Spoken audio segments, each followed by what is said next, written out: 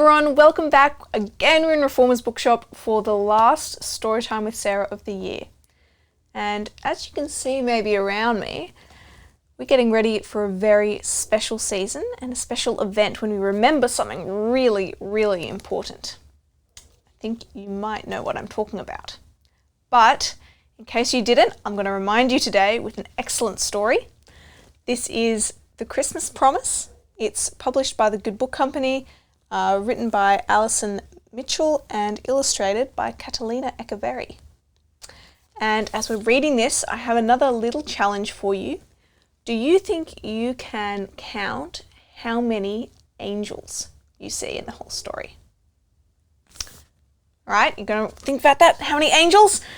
And let's dig in to this Christmas promise. A long, long time ago, so long that it's hard to imagine, God promised a new king. He wasn't any ordinary king, like the ones we see on TV or in books. He would be different. He would be a new king, a rescuing king, a forever king. There's maybe some images of kings you've seen. Maybe that's what you think a king looks like. Yeah, there's a king on the news. There's a book about kings. There's a king as part of a card deck. You might see King's scepter or his castle, or a king from Egypt. It's called a pharaoh. But this king would be a new king. And do you know what? One precious night, God kept his Christmas promise. Would you like to know how he did it? The Christmas story starts with an angel. Whoosh! He came from God to see Mary. The angel had a special message. Mary, you're going to have a baby. He will be a special baby. God promises that your baby is going to be king, not for a little time, but forever and ever. He will be the forever king. Whoa, she looks pretty scared. Look how bright that angel is. He's so bright you can't even see his clothes. Mary was going to marry Joseph, so God sent another angel. Whoosh! He came to see Joseph. The angel had a special message. Mary is going to have a very special baby, the angel said to Joseph.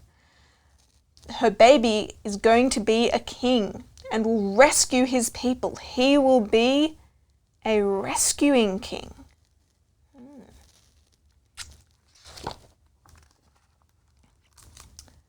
God had promised that his new king would be born in a little city called Bethlehem, and that's where Mary and Joseph went. But Bethlehem was very busy with lots and lots and lots of people. You can see them all out on the road there, someone with their donkey, someone else with their donkey, someone with their baby. It's very busy. So when the baby was born, he had to sleep in a manger instead of a bed. All the other mangers in Bethlehem held food for hungry animals to munch, but this manger held a tiny baby. It was God's special new king. There you see him all wrapped up and smiling, a little new baby, in a manger of all places. The shepherds in the fields had such a surprise. It was quiet and dark, and the sheep were snoozing, when, whoosh, an angel popped into the sky. Now the sky was bright, and the shepherds were so scared. Have you ever seen an angel? I think it would be pretty scary. But the angel had a special message for them. What do you think the angel will say? Oh, look how many angels there are now. Don't be afraid. I have wonderful good news for you, the angel said. God's chosen king has been born tonight. He's going to rescue his people just as God promised. He will be the rescuing king.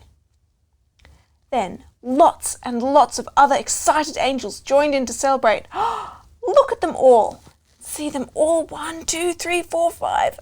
They're all celebrating with different instruments like a trumpet and some sort of old-fashioned guitar. Maybe that has a special name. The shepherds were really excited. They went rushing to see the new king.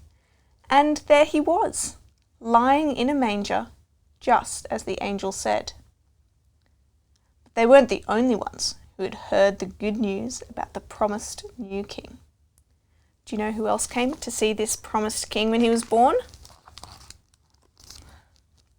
Some wise men living far, far away had also been sent a message. It was quiet and dark, and they were watching the stars when, whoosh, a new star appeared in the sky. The star had a special message. The wise men knew what it meant. Look at them all watching out at the sky. This guy's looking at his maps. A very special king had been born. This is what they knew the star meant. The king for all God's people. This child was the promised new king. So the wise men were so excited they went on a long journey all over the map to see the new king. And there he was, just as the star had shown them. Look at them all coming to visit him, giving him presents. Everything God promised came true. There are lots and lots of different kings in the world, but God sent the greatest king of all. So you can see all these kings. That one looks a bit Roman. That one looks like he's Egyptian. There's lots of different cultures, different kings from different times.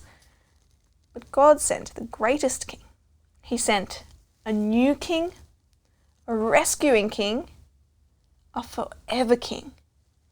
So you can see it's like there's this king ripping through the pages, and he has these sashes saying new king, rescuing king, forever king. Do you know what that king's name is? His name is Jesus. There we go. That's the story of how Jesus was the promised king that came into the world. And he was a baby, and he worked as a carpenter, and he taught people. He died on the cross, and then he came alive, and he's a conquering, victorious, rescuing new king. And that's the end of the story.